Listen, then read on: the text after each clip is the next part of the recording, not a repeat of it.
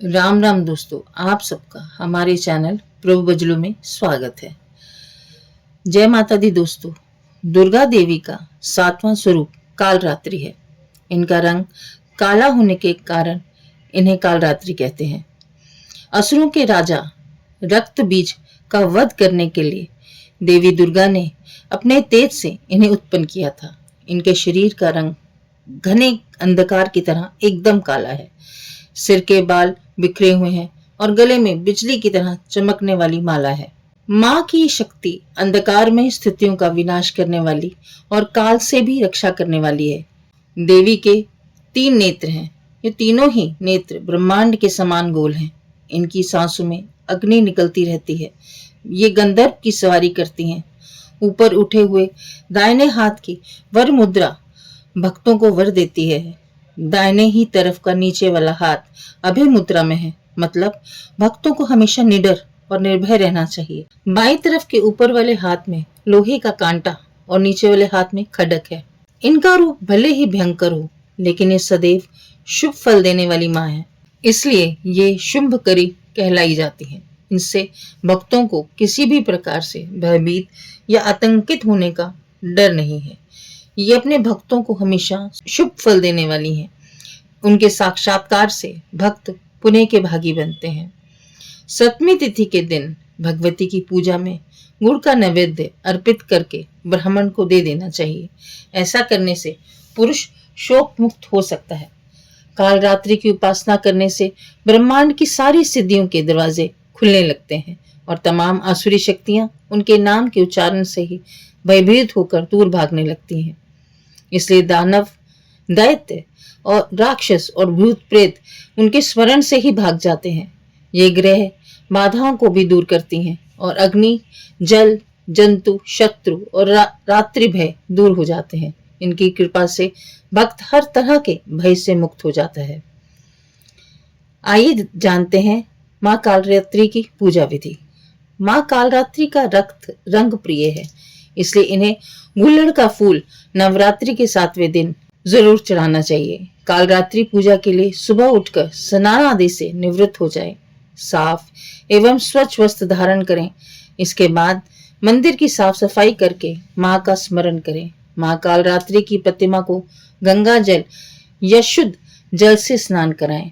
माँ कालरात्रि को अक्षत, धूप, गंध, पुष्प और गुड़ का नैवेद्य श्रद्धा पूर्वक अर्पित करें।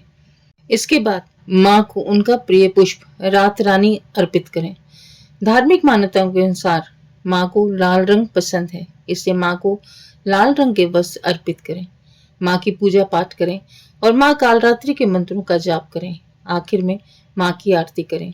मान्यता है कि कालरात्रि को गुड़ जरूर अर्पित करें। माँ कालरात्रि को शहद का भोग अवश्य लगाएं। आरती के बाद अंत में अपने एवं परिवार के सुखमय जीवन हेतु माँ कालरात्रि से प्रार्थना करके आशीर्वाद ग्रहण करें। आइए दोस्तों जानते हैं माँ कालरात्रि की कथा। पौराणिक कथा के अनुसार एक बार रक्त बीज नाम के राक्षस ने चारों ओर हाहाकार मचा रखा था।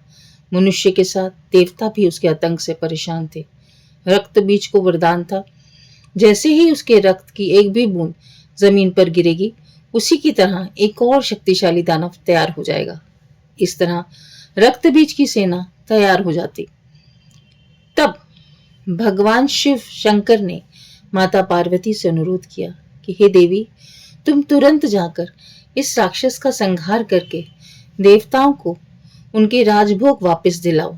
रक्त बीज को वरदान प्राप्त था कि उसके बूंद रक्त की हर एक बूंद जो भूमि पे गिरेगी, उससे एक और रक्त बीज जन्म ले लेगा। तब मां दुर्गा रक्त बीज का वध कर रही थी। उस वक्त रक्त बीज के शरीर से जितना रक्त भूमि पर गिरता था, उससे वैसे ही सैकड़ों दानव उत्पन्न हो जाते थे। तब देवी पार्वती ने वहां साधना की। माता की साधना के तेज से कालरात्रि उत्पन्न हुई। तब मां पार्वती ने कालरात्रि से राक्षसों को खा जाने का निवेदन किया। तब मां ने उनका वध किया और उसका सारा रक्त पी गई और रक्त की एक भी बूंद भूमि पर गिरने नहीं दी। इसलिए माता के इस रूप में उनकी जीभ रक्त रंजित लाल है। इस तरह से मां कालिका रणभूमि में असुरों का गला काटते हुए गले में मुंड की माला पहनने लगी। इस तरह से रक्त बीज युद्ध में मारा गया। माँ दुर्गा का ये स्वरूप कालरात्रि कहलाता है। कालरात्रि 2 शब्दों को मिलाकर बना है। एक शब्द है काल, जिसका अर्थ है मृत्यु। ये दर्शाता है कि जो अज्ञानता को नष्ट करती है, और एक शब्द रात्रि, माता को रात के अंधेरे में गहरे रंग का प्रतीक दर्शाया है। काल रात्रि का रूप दर्शाता है कि एक करुणामयी माँ अपनी संतान की सुरक्षा के लिए आवश्यकता होने पर अत्यंत हिंसक और उग्र भी हो सकती है। दोस्तों, इसी तरह माँ कालरात्रि अपने भक्तों की रक्षा करती है, उन्हें अपने कष्टों से बचाती है। जय माता दी।